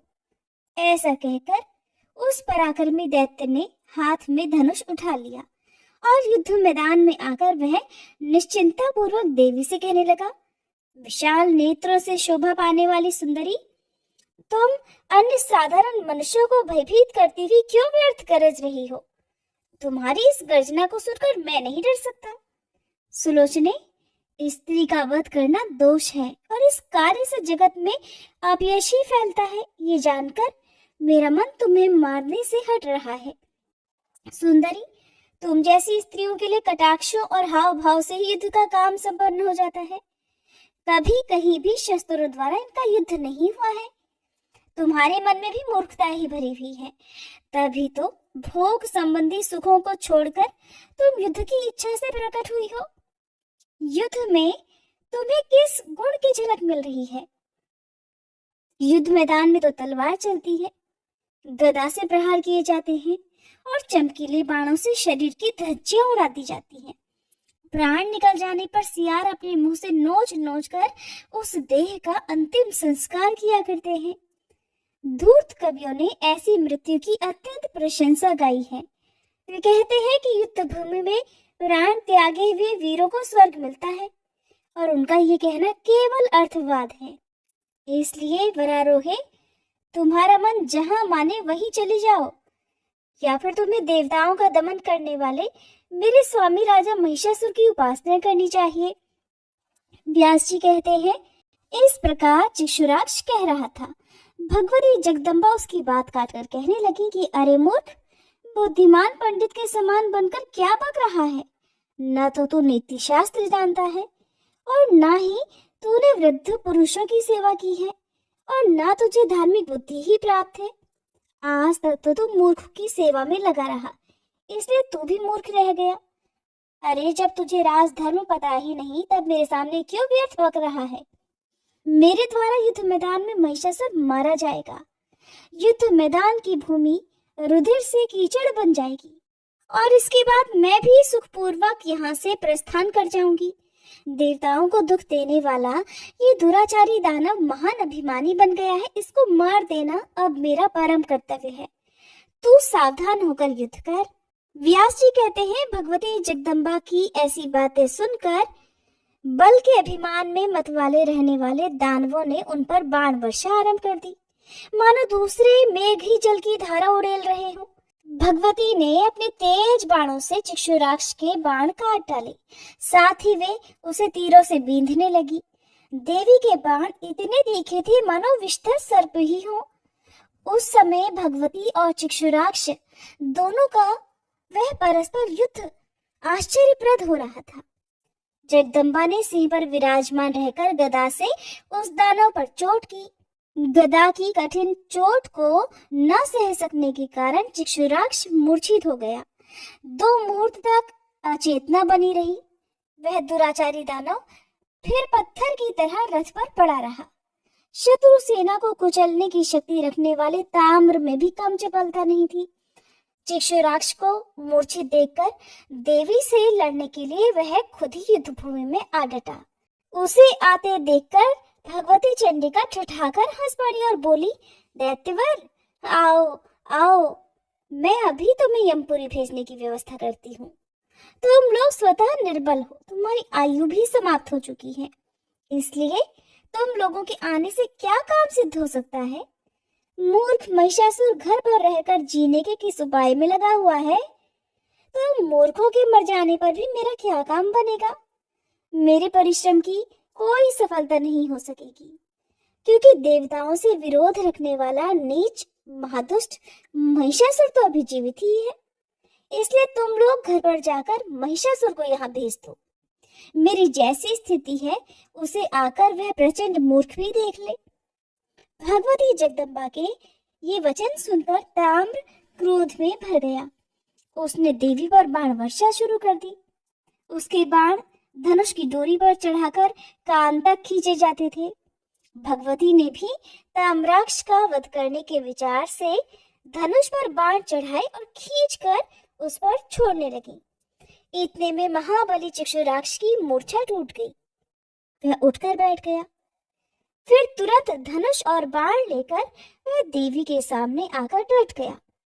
चक्षुराक्ष और ताम्राक्ष दोनों असीम पराक्रमी और महान शूरवीर दानव थे। अब वे भगवती जगदम्बा के साथ युद्ध के मैदान में भिड़ गए। ताम्राक्ष के पास लोहे का बना हुआ एक बहुत सुदृढ़ मूसल था। उससे उसने सिंह के मस्तक पर बहुत जोर से चोट की और फिर साथ ही वह ठठाकर हंसा और गरजने लगा। गरजते हुए ताम्राक्ष को देखकर देवी की क्रोधाग्नि भभक उठी और उन्होंने तुरंत अपनी चमचमाती हुई तलवार से दानव का मस्तक धड़ से अलग कर दिया।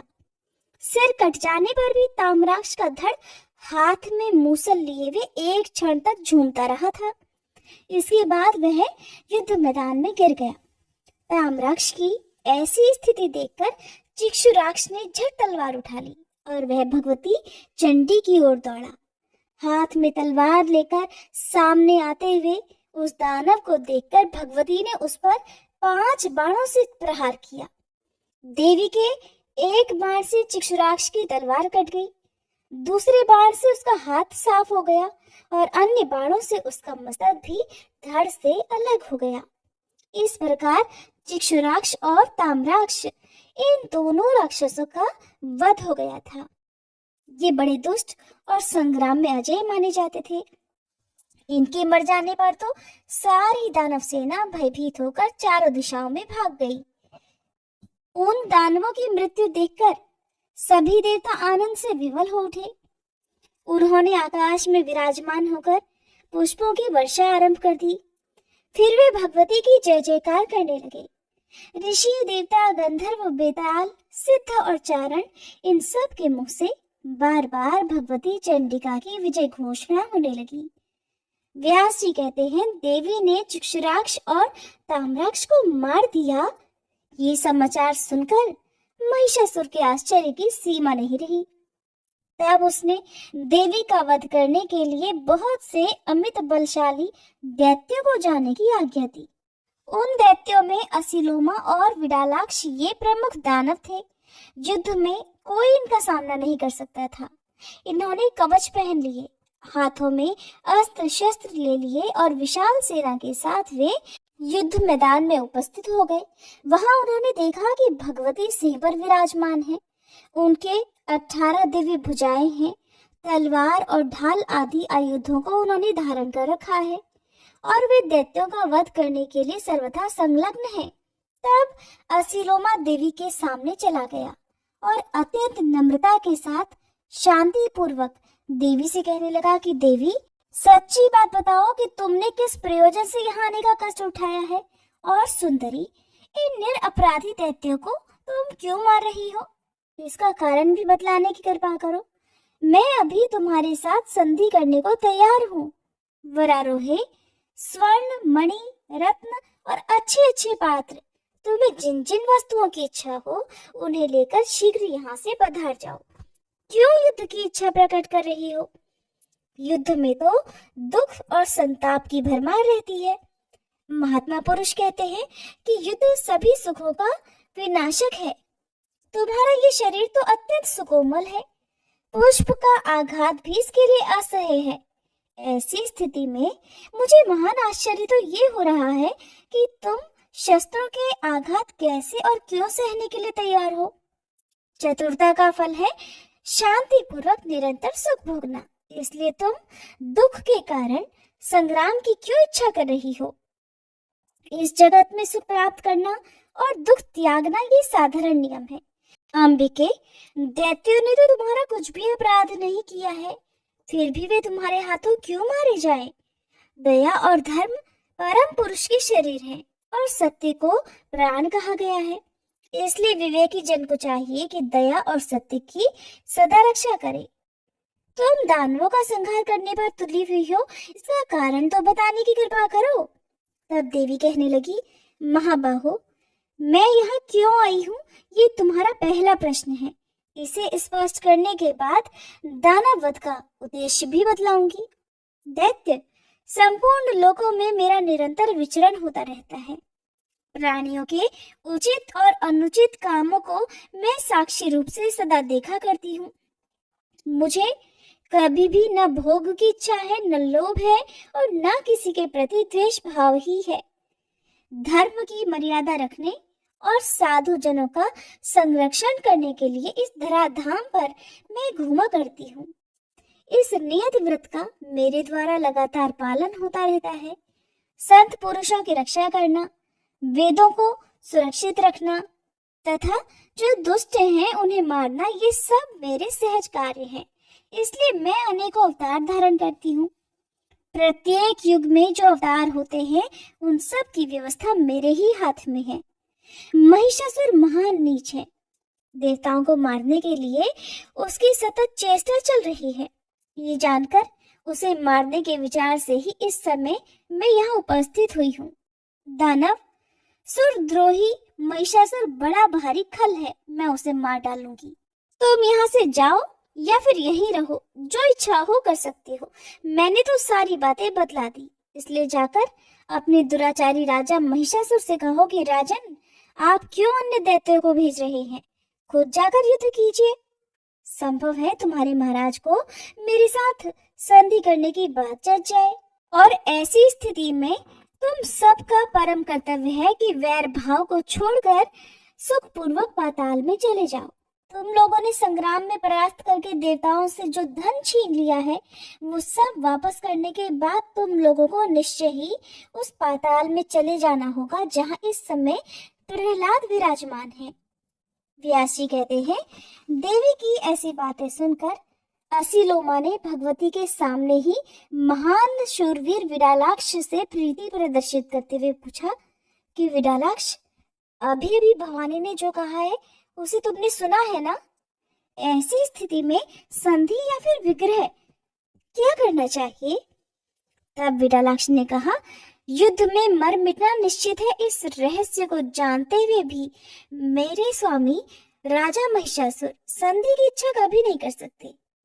बहुत से वीर युद्ध में काम आ गए, ये देखकर हमारे स्वामी हमें भेजना चाहते हैं, और ऐसा ही देव का विधान है।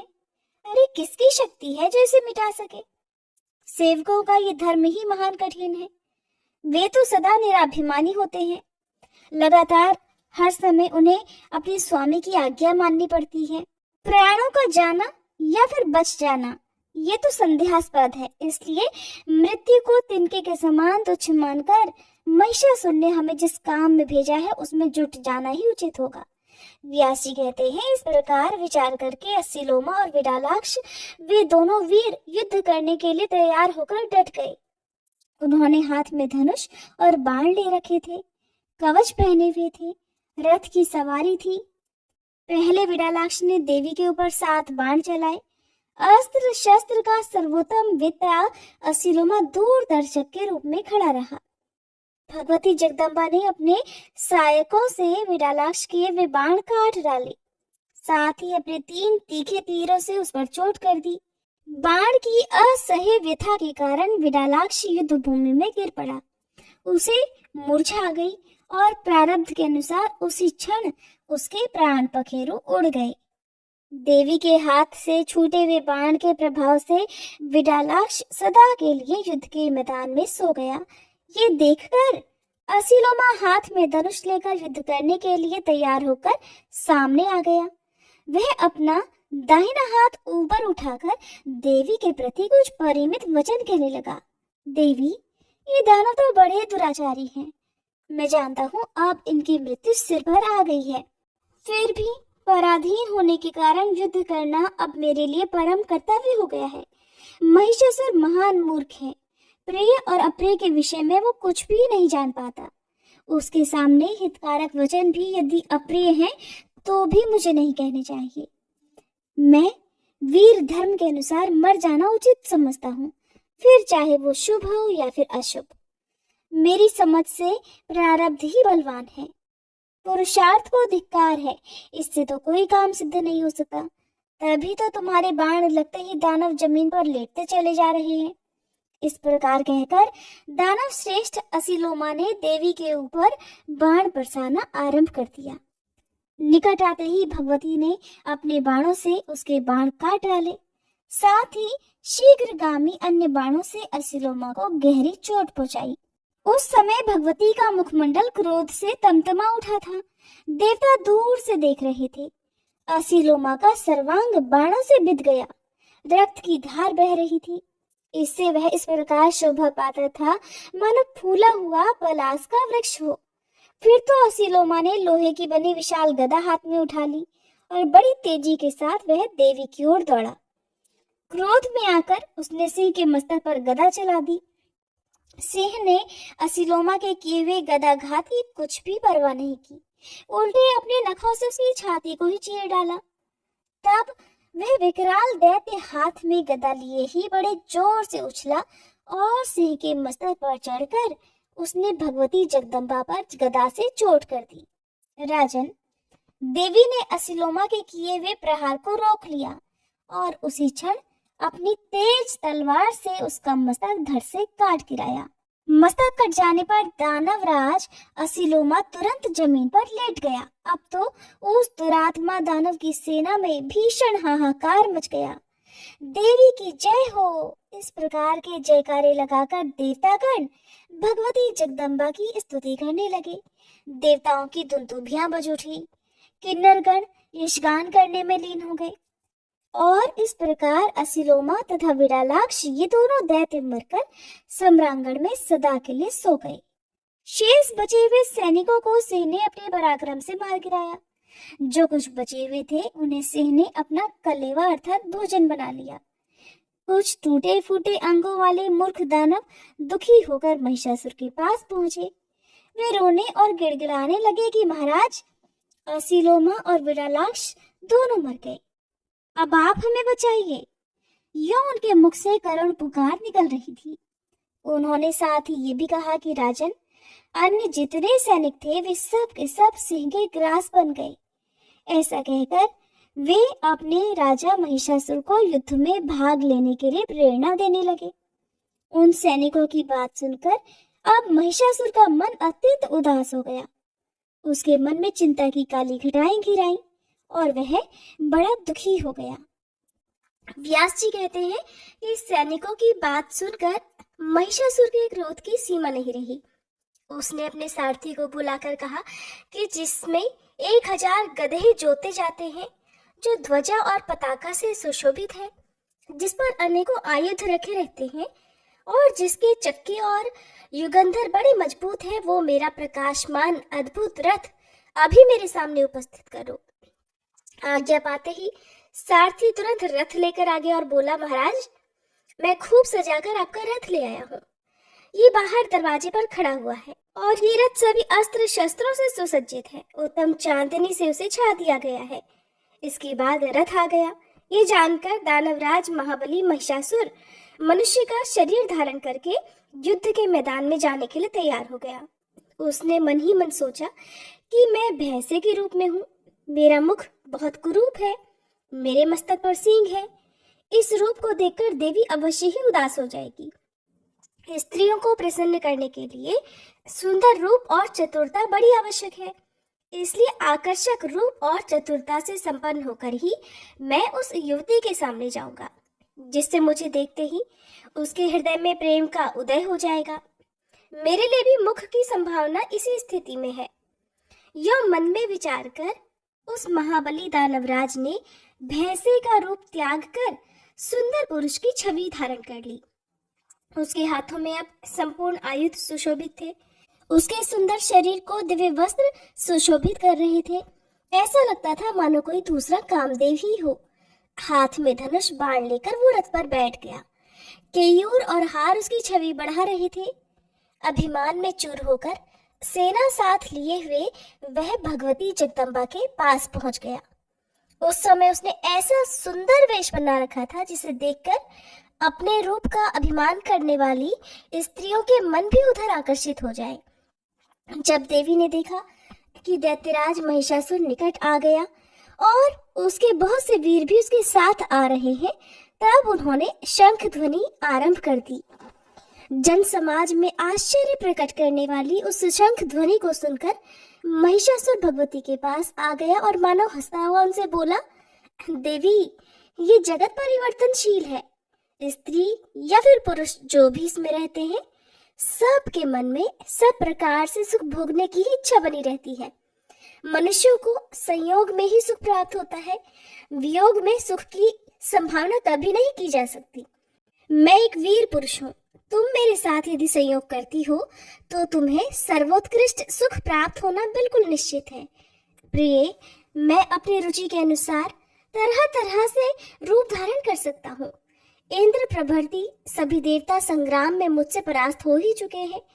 इस समय मेरे महल में जितने भी दिव्य रत्न हैं, उन सभी का उपभोग करना तुम्हें सुलभ होगा, या फिर इच्छानुसार तुम उनका दान भी कर सकती हो। सुंदरी, अब तुम मेरी पटरानी बनने का प्रस्ताव स्वीकार करो और मैं तुम्हारी दास्ता स्वीकार करने के लिए तैयार हूँ। तुम्हारी आज्ञा मानकर मैं देवताओं के साथ वैर करना भी छोड़ दूंगा, इसमें कोई संदेह नहीं। तुम्हें जिस प्रकार भी सुख मिलता हो तुम वही काम करो, यही मेरे लिए शिरोधार्य है। मधुर वचन बोलने वाली है प्रिय, तुम्हारे नेत्र बड़े ही विशाल हैं। मेरे लिए जैसा आदेश हो वैसा ही संपन्न करने को मैं उत्सुक हूँ, और तुम्हारे रूप ने तो मेरे मन को मोह लिया है।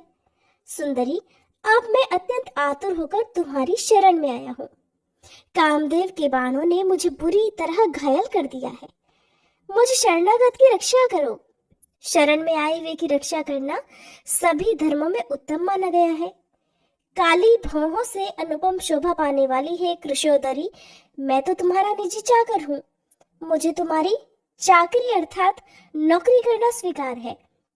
जीवन पर्यंत मैं सत्य वचन का पालन करूंगा, कभी विचलित नहीं होगा।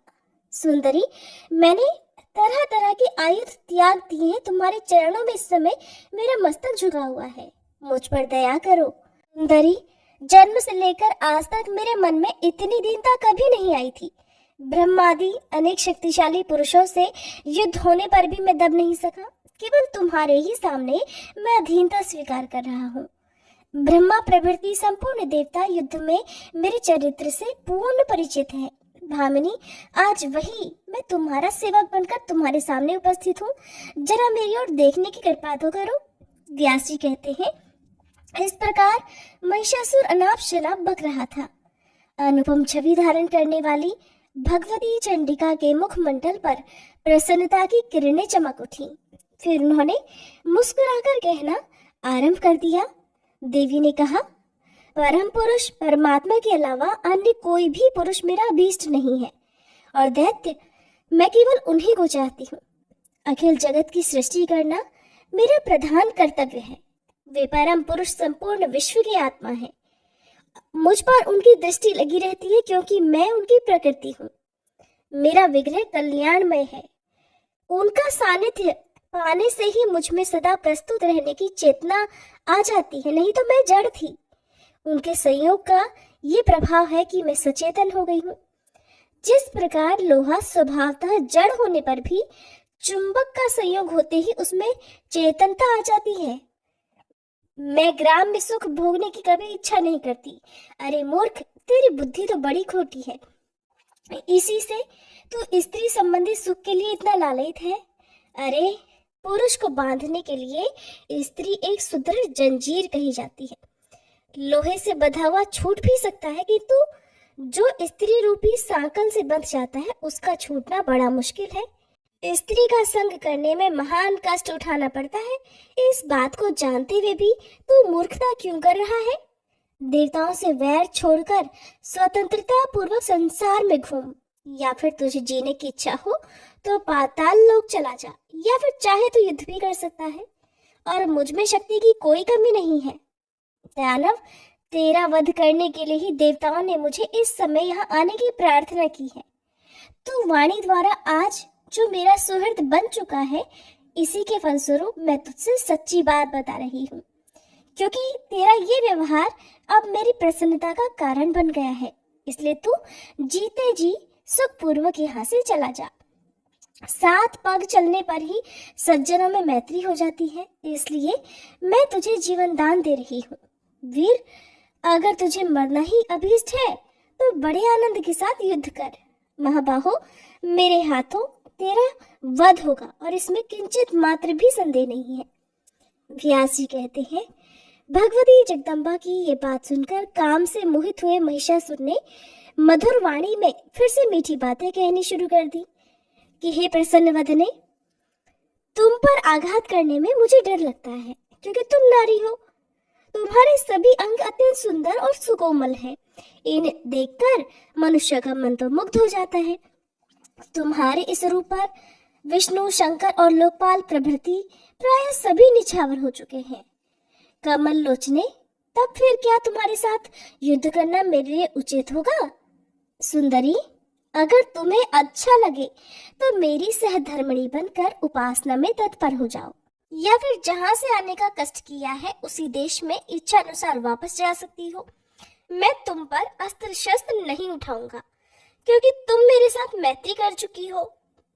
मैंने हित भरी कल्याण की बातें कही है, इसलिए आनंद पूर्वक चले जाने में ही तुम्हारी भलाई है। ऐसी मृगनयनी स्त्री को मार देने में मेरी बिल्कुल भी शोभा नहीं होगी। स्त्री, बालक या फिर ब्राह्मण की हत्या के लिए प्रायश्चित भी कोई विधान नहीं है। इसलिए वराना ने आज मैं तुम्हें लेकर घर चलने का विचार कर रहा हूँ। अगर मैं तुम्हारे साथ बल प्रयोग करता हूँ तो इससे किसी उत्तम फल की संभावना नहीं दिखती, क्योंकि वैसी स्थिति में भोग सुख का अवसर भला कैसे मिल सकता है। सुकेशी, यही कारण है कि मैं नम्र होकर प्रार्थना पूर्वक तुमसे बातें कर रहा हूँ। प्रिया के मुख कमल से वंचित रहने पर पुरुष के लिए अन्य कोई भी सुख का साधन नहीं है। ऐसे ही पुरुष के बिना स्त्रियों के लिए भी समझना चाहिए। संयोग में ही सुख की अनुभूति होती है। तुम सुंदरी स्त्री हो, संपूर्ण आभूषण तुम्हारी छवि बढ़ा रहे हैं। तुम में चतुरता का अभाव कैसे हो गया, जिसके परिणाम स्वरूप तुम मेरी स्वामिनी बनना अस्वीकार कर रही हो?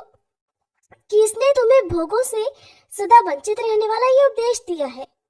मधुर बोलने वाली है प्रिय, किसी शत्रु ने तुम्हें ठग लिया है।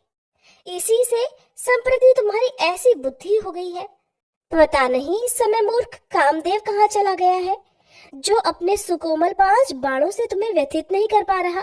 पीछे पछताना पड़ेगा। सुंदरी, तुम्हारी भी मंदोदरी जैसी ही दशा होगी। उसे परम सुंदर अनुकूल नरेश पति रूप में प्राप्त हो रहा था, किंतु उसने उसको अस्वीकार कर दिया। फिर जब मंदोदरी का अंतःकरण काम मोह से व्याप्त हो गया, तब उसे एक प्रचंड मूर्ख की स्त्री बनना पड़ा। व्यास जी कहते हैं, भगवती जगदम्बा ने महिषासुर की बात सुनकर उससे पूछा कि मंदोदरी नाम वाली वह स्त्री कौन थी? वो कौन राजा था जिसने उसे त्याग दिया, और वह कौन सा मूर्ख राजा था जिसकी फिर वह पत्नी बन गई? उस स्त्री को पुनः किस प्रकार दुख भोगने पड़े, जरा ये कथा विस्तार पूर्वक मुझसे तो कहो। तब महिषासुर कहने लगा कि धरातल पर सिंघल नाम से प्रसिद्ध एक देश है। सघन वृक्ष उसकी शोभा बढ़ा रहे थे। धन और धान्य से उस देश का कोई भी भाग खाली नहीं था। चंद्रसेन नामक राजा की वहां राजधानी थी। वे राजा बड़े धर्मात्मा, न्यायशील और शांत स्वभाव के थे और बड़ी तत्परता से अपनी प्रजा का पालन किया करते थे। सदा सत्य बोलते थे। उनका स्वभाव बड़ा कोमल था। वे शूरवीर थे। उन्हें नीति के सागरोपम शास्त्र को पार करने की उत्कट इच्छा लगी रहती थी। शास्त्र और सभी धर्मों के वे पूर्ण जानकार थे। धनुर्वेद में उनकी अच्छी गति थी। उनकी सुंदरी स्त्री भी वैसे ही सर्वगुण संपन्ना थी। वह सदा श्रेष्ठ आचरण का पालन करती थी। पति भक्ति में उसका अटूट अनुराग था। चंद्रसेन की वह प्रेयसी पत्नी गुणवती नाम से प्रसिद्ध थी। उसमें सभी उत्तम लक्षण विद्यमान थे। उसने प्रथम गर्भ से एक अत्यंत सुंदरी कन्या को उत्पन्न किया। मन को मुग्ध करने वाली उस पुत्री को पाकर पिता बड़े ही संतुष्ट हुए। उनका मन आनंद से विह्वल हो उठा। उन्होंने नामकरण के अवसर पर उस पुत्री का नाम मंदोदरी रख दिया। चंद्रमा की कला के समान प्रतिदिन वह कन्या अब बढ़ने लगी। मन को आकर्षित करने वाली वह कन्या जब विवाह के योग्य हो गई, तब पिता चंद्रसेन उसके लिए वर ढूंढने लगे। इस विषय को लेकर उनका मन सदा चिंतित रहता था। उस समय सुधनवा नाम से प्रसिद्ध एक शूरवीर राजा मद्र देश में राज्य करते थे। उनका एक सुयोग्य पुत्र था। कंबुग्रीव नाम से जगत में उसकी प्रसिद्धि थी। ब्राह्मणों ने राजा चंद्रसेन से कहा कि इस कन्या के लिए अनुरूप वर कंबुग्रीव ही है। उसमें सभी उत्तम लक्षण वर्तमान है। उसने सभी विद्याओं का पर्याप्त अभ्यास भी किया हुआ है। तब राजा चंद्रसेन ने गुणवती नाम वाली अपनी प्रेयसी पत्नी से पूछा कि अपनी इस कन्या के लिए सुयोग्य वर चाहिए और मेरा विचार है कि कंबुग्रीव के साथ इसका विवाह कर दिया जाए। तुम्हारी क्या इच्छा है?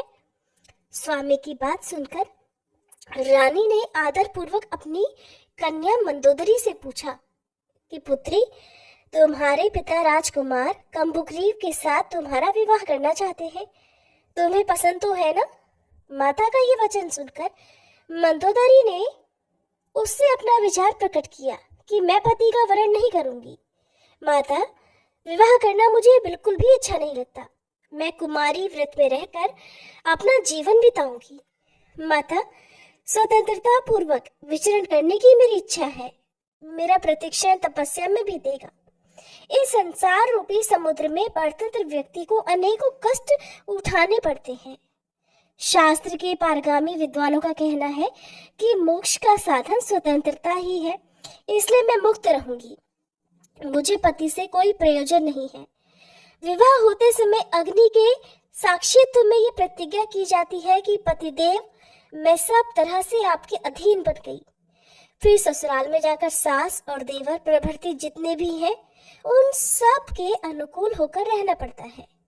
पति के मन में अपना मन मिलाए रखना इस दुख को सबसे अधिक माना गया है। अगर पतिदेव किसी दूसरी सुंदरी स्त्री के साथ प्रेम कर ले तो सौत से उत्पन्न होने वाले दुख का पहाड़ ही उस पर ढह पड़ता है। उस समय पति से ईर्ष्या उत्पन्न हो जाती है। फिर क्लेश होना तो स्वतः सिद्ध हो गया। संसार में सुख कहाँ है? खास करके स्त्रियों के लिए तो ये संसार सदा ही सुख से रहित है। इसलिए मेरी समझ से पति का वरण करना सर्वथा अवांछनीय है। पुत्री के इस प्रकार कहने पर उसकी माता राजा चंद्रसेन से कहने लगी कि प्रभु, राजकुमारी को तो विवाह करना ही पसंद नहीं है। उसे कुमारी व्रत का पालन करने की इच्छा है। जप और व्रत में सदा तत्पर रहकर ये संसार से विरक्त होना चाहती है। विवाह संबंधी बहुत से दोषों से वह पूर्ण परिचित है, इसलिए पति बनाने की बात उसे बिल्कुल अच्छी नहीं लगती। रानी की बात सुनकर राजा चंद्रसेन ने पुत्री की इच्छा अनुसार उसके विवाह का विचार ही छोड़ दिया। वह राजकुमारी माता पिता की संरक्षता में रहकर घर में ही समय बिताने लगी। स्त्रियों के अंग में जब जवानी के अंकुर जमने लगते हैं, तब काम की उत्पत्ति होने लगती है। अवस्था के अनुसार ऐसा होना स्वाभाविक है। पद पद पर ज्ञान की बातें करने वाली जिस राजकुमारी ने बार बार प्रेरणा करने पर भी पति स्वीकार करना नहीं चाहा था, वही एक दिन सघन वृक्षों वाले उपवन में दासियों के साथ प्रेम पूर्वक विहार करने के लिए पहुंच गई। वहां की लताएं पुष्पों से सुशोभित थीं। उन्हें देखती हुई वह प्रसन्न वदन वाली सुंदरी उस उद्यान में क्रीड़ा करने लगी। वह राजकुमारी पुष्प चुनती हुई विचर रही थी। इतने में ही उसी मार्ग से दैववश कौशल देश का राजा वहां आ पहुंचा। वीरसेन नाम से परम प्रसिद्ध वह राजा बड़ा शूरवीर था। उसके साथ कुछ सैनिक भी थे, परंतु उस समय वह अकेले ही रथ पर बैठकर आया था। उसकी बाकी सेना धीरे धीरे उसके पीछे आ रही थी। दूर से ही राजा वीरसेन किसी एक युवती की दृष्टि में आ गया। तब उस युवती ने राजकुमारी मंदोदरी से कहा कि देखो, इस रास्ते से रथ पर बैठा हुआ कोई पुरुष यहाँ आ रहा है। इस रूपवान पुरुष की भुजाएं तो बड़ी विशाल है। मेरा ऐसा विश्वास है कि भाग्यवश यहाँ किसी राजा का ही शुभागमन हो गया। इस प्रकार वह युवती बात कर रही थी, इतने में ही कौशल नरेश वीरसेन निकट आ गया। राजकुमारी मंदोदरी को देखकर उसके आश्चर्य की सीमा नहीं रही। तुरंत वह रथ से नीचे उतर आया और दासी से बोला कि बड़ी बड़ी आंख वाली ये बालिका कौन है और किसकी पुत्री है? मुझे शीघ्र बताने की कृपा करो। ऐसा पूछने पर दासी का मुख मुस्कान से भर गया। उसने कौशल नरेश वीरसेन से कहा कि सुंदर नेत्रों से शोभा पाने वाले हे वीर, पहले आप बतलाने की कृपा करें। मैं आपसे पूछ रही हूँ कि आप कौन हैं, कैसे यहाँ पधारे और किस काम से इस समय यहाँ आने का कष्ट उठाया है।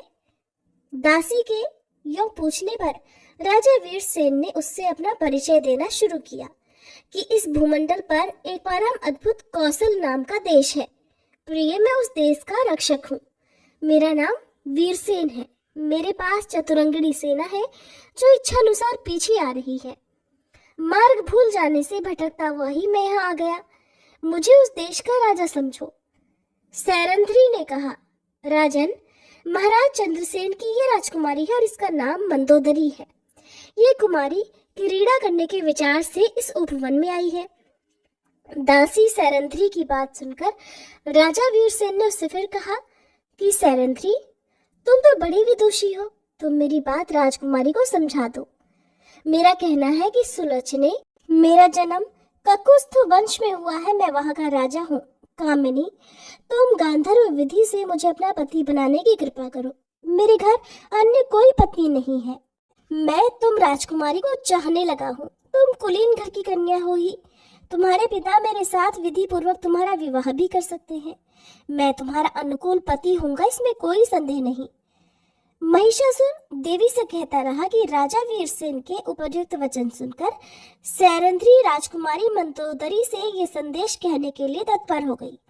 फिर उसने हंसकर बड़े मीठे शब्दों में कहा कि प्रिय मंदोदरी, सूर्य वंश के कुल दीपक ये राजा यहाँ पधारे हैं। ये बड़े सुंदर और शक्ति संपन्न है। इनकी अवस्था भी लगभग तुम्हारे ही जैसी है। सुंदरी, सभी प्रकार से तुम्हारे प्रति इनका प्रेम हो गया है। विशाल नेत्रों वाली है राजकुमारी, तुम विवाह के योग्य तो हो ही गई हो, परंतु तुम्हारे मन में विराग छाया हुआ है। इस बात को जानकर तुम्हारे पिता भी सदा दुखी रहते हैं। राजा ने लंबी सांस लेकर इस विषय में हमसे कहा है कि दासियों, तुम लोग सदा सेवा में संलग्न रहती हो। मेरी इस राजकुमारी को समझाओ, किंतु तुम्हारी हठ धर्म के कारण हम तुमसे कुछ भी नहीं कह पाती। हम तुम्हें समझा नहीं सके कि राजकुमारी विवाह कर लो। फिर भी हम तुम्हें ये बता देना चाहती हैं कि स्त्रियों के लिए पति की सेवा ही परम धर्म है। ये मनु का कथन है। पति की सेवा में संलग्न रहने वाली स्त्री स्वर्ग प्राप्त कर सकती है। इसलिए हे विशालाक्षी, तुम विधि पूर्वक विवाह कर लो। राजकुमारी मंदोदरी ने कहा कि बाले, मुझे पति बनाना बिल्कुल भी पसंद नहीं। मैं अद्भुत तपस्या करूंगी। तुम इस कौशल नरेश को मना कर दो। ये निर्लज्ज क्यों मुझ पर आंखें गड़ा रहा है? सैरंध्री ने कहा, देवी, इस कामदेव पर विजय पाना बड़ा कठिन है। साथ ही काल की गति को भी टालना असंभव है। इसलिए सुंदरी, तुम्हें मेरे उचित वचन का पालन जरूर करना चाहिए, नहीं तो ये तो निश्चित ही है कि तुम कभी न कभी दुख के गर्त में गिर जाओगी। सैरंध्री की बात सुनकर राजकुमारी ने उससे कहा कि दैववश जो होने वाला है वो तो होगा ही, उसकी मुझे कोई चिंता नहीं, परंतु मेरा ये सब तरह से निश्चित विचार है कि मैं विवाह नहीं करूंगी। महिषासुर ने देवी को आगे बताया कि राजकुमारी मंदोदरी का निश्चित विचार जानकर सैरंध्री ने जाकर कौशल नरेश वीरसेन से कहा कि राजन, आप इच्छा अनुसार यहाँ से पधारने की कृपा करें। आप जैसे सुसभ्य पति को भी ये राजकुमारी वरण करना नहीं चाहती। दासी की बात सुनकर राजा वीरसेन के मुख पर उदासी छा गई। अपनी सेना के सहित वे अपने कौशल देश के लिए प्रस्थान कर गए। उनके मन में राजकुमारी के प्रति जो मोह उत्पन्न हुआ था वो भी अब नहीं रहा। देवी को महिषासुर ने इसके आगे का जो भी वृतांत सुनाया अब आप अगले अध्याय में सुनेंगे। उम्मीद है हर बार की तरह ये कथा आपको पसंद आई होगी। वीडियो अच्छी लगी हो तो प्लीज लाइक जरूर कीजिएगा। तो आइए दोस्तों, अब हम सीता नितनेम की कहानी सुनते हैं, जिसे सीता माता कहती थी और प्रभु श्री राम सुना करते थे। एक दिन श्री राम भगवान को किसी काम के लिए बाहर जाना पड़ा, तो सीता माता कहने लगी कि भगवान, मेरा तो 12 वर्ष का नितनेम है। अब आप बाहर जाएंगे तो मैं अपनी कहानी किसे सुनाऊंगी। तब श्री राम ने कहा कि सीते, आप कुएं की पाल पर जाकर बैठ जाना और वहाँ पर जो भी औरतें पानी भरने आएंगी उन्हें अपनी कहानी सुना दिया करना। सीता माता कुएं की पाल पर जाकर बैठ गई। तभी एक स्त्री आई। उसने रेशम की जड़ी की साड़ी पहन रखी थी और सोने का घड़ा ले रखा था। सीता माता उसे देखकर कहने लगी, बहन, मेरा 12 वर्ष का नितनेम सुन लो। पर वह स्त्री बोली कि मैं तुम्हारा नितनेम सुनूंगी तो मुझे तो घर जाने में देर हो जाएगी और मेरी सासू मुझसे झगड़ा करेगी। इसलिए उसने कहानी नहीं सुनी और अपने घर चली गई। लेकिन उसके घर जाते ही उसकी रेशम जड़ी की साड़ी फट गई। सोने का घड़ा मिट्टी के घड़े में बदल गया। सासू ने देखा तो पूछा, अरे बहू, यह किसका दोष लेकर अपने सिर आ गई है। बहू बोली, माँ जी, कुएं पर एक औरत बैठी थी। उसने अपनी कहानी सुनने के लिए कहा, लेकिन मैंने नहीं सुनी।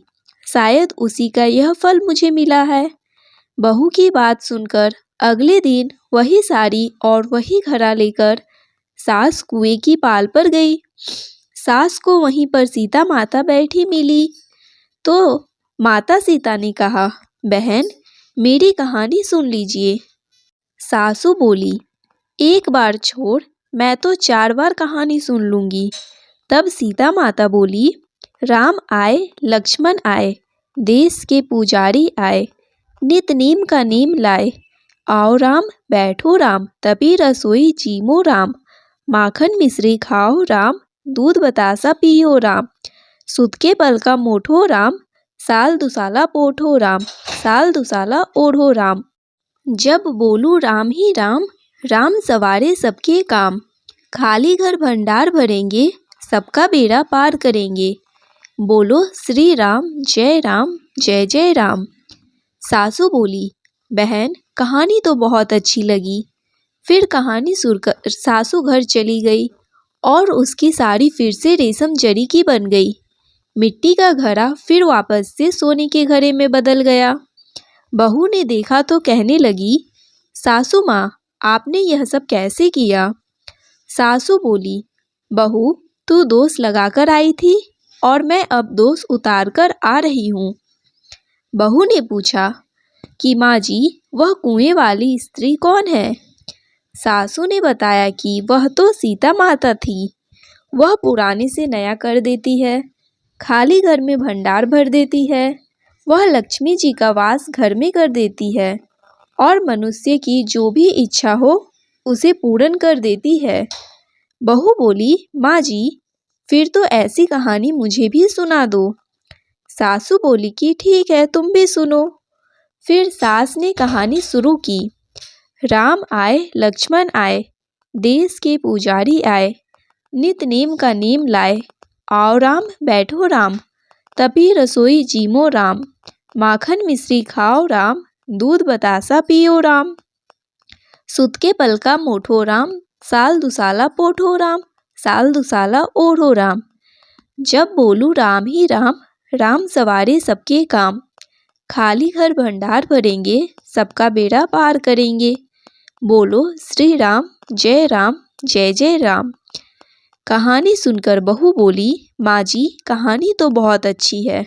सासू ने कहा, ठीक है, अब से हम इस कहानी को रोज किया करेंगे। अब सास बहू रोज सवेरे उठती, नहाती धोती और पूजा करने के बाद नितनेम की सीता माता की कहानी कहती। एक दिन की बात है, उनके यहाँ पड़ोस की एक औरत आई और बोली कि बहन जरा सी आँच तो देना। तो वह बहू बोली कि आँच तो अभी हमने जलाई नहीं है। पड़ोसन बोली, तो फिर तुम सुबह 4 बजे से उठकर क्या कर रही हो? तो उन्होंने कहा कि हम तो सुबह सुबह उठकर पूजा करते हैं, फिर सीता माता की कहानी करते हैं। पड़ोसन ने उनकी बात सुनकर फिर कहा कि सीता माता की कहानी कहने से तुम्हें क्या मिला? तब वे दोनों बोली कि सीता माता की कहानी कहने से घर में भंडार भर जाते हैं, सारे काम पूर्ण हो जाते हैं, मन की इच्छा भी पूरी होती है। पड़ोसन ने कहा, बहन अगर ऐसा है तब तो फिर मुझे भी कहानी सुना दो। तब बहू बोली कि ठीक है, तुम भी यह कहानी सुन लो। राम आए लक्ष्मण आए, देश के पुजारी आए, नित नीम का नीम लाए, आओ राम बैठो राम, तपी रसोई जीमो राम, माखन मिश्री खाओ राम, दूध बतासा पियो राम, सुत के बल का मोठो राम, साल दुसाला पोठो राम, साल दुसाला ओढ़ो राम। जब बोलूं राम ही राम, राम सवारे सबके काम, खाली घर भंडार भरेंगे, सबका बेड़ा पार करेंगे, श्री राम जय जय राम। पड़ोसन ने इस कहानी को सुना तो कहने लगी, बहन कहानी तो बहुत अच्छी लगी। अब वह पड़ोसन भी नितनेम सीता माता की कहानी कहने लगी। कहानी कहने से सीता माता ने पड़ोसन के भी धन के भंडार भर दिए। देखते ही देखते अब तो पूरे मोहल्ले में नितनेम की कथा चल पड़ी और हर किसी की मनोकामना पूर्ण होने लगी। हे सीता माता, जैसे आपने उन सभी के भंडार भरे, वैसे हमारे भी भरना। कहानी कहने वाले, सुनने वाले और हुंकार भरने वाले सबके भरना। सभी प्रेम से बोलिए सीता मैया की जय।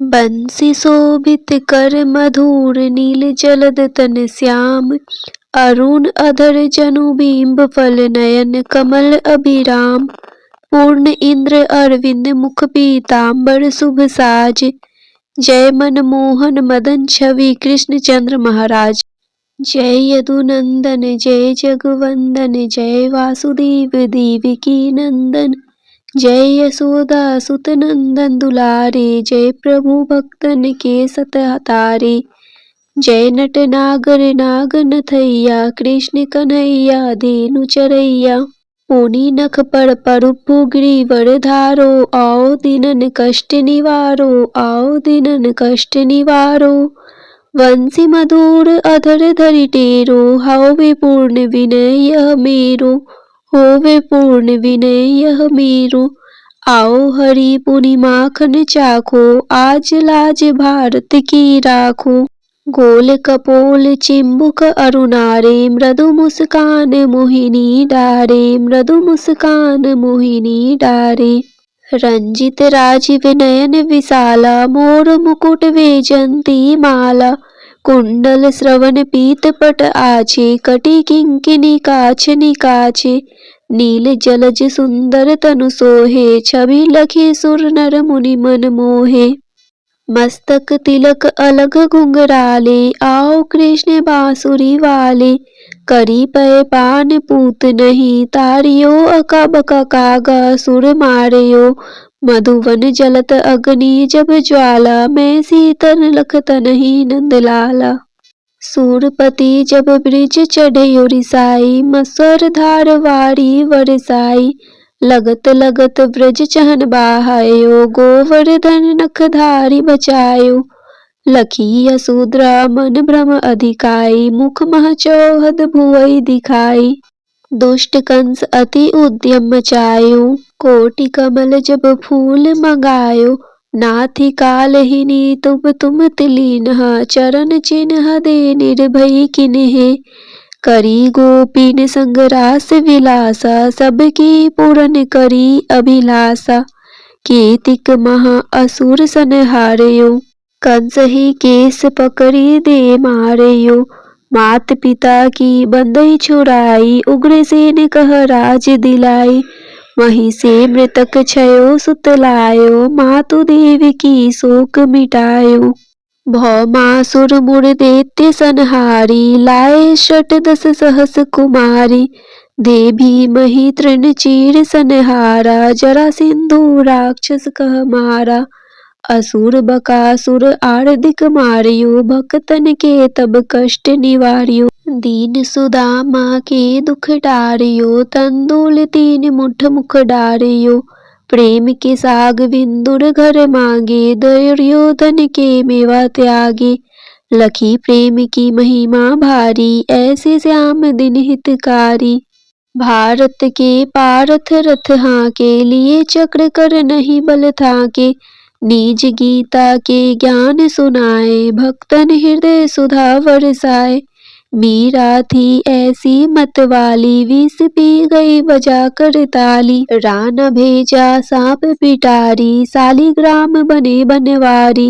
निज माया तुम विधि ही दिखायो, उड़ते संयम सकल मिटायो। तब सत निंदा करी तत्काला, जीवन मुक्त भयो शिशुपाला।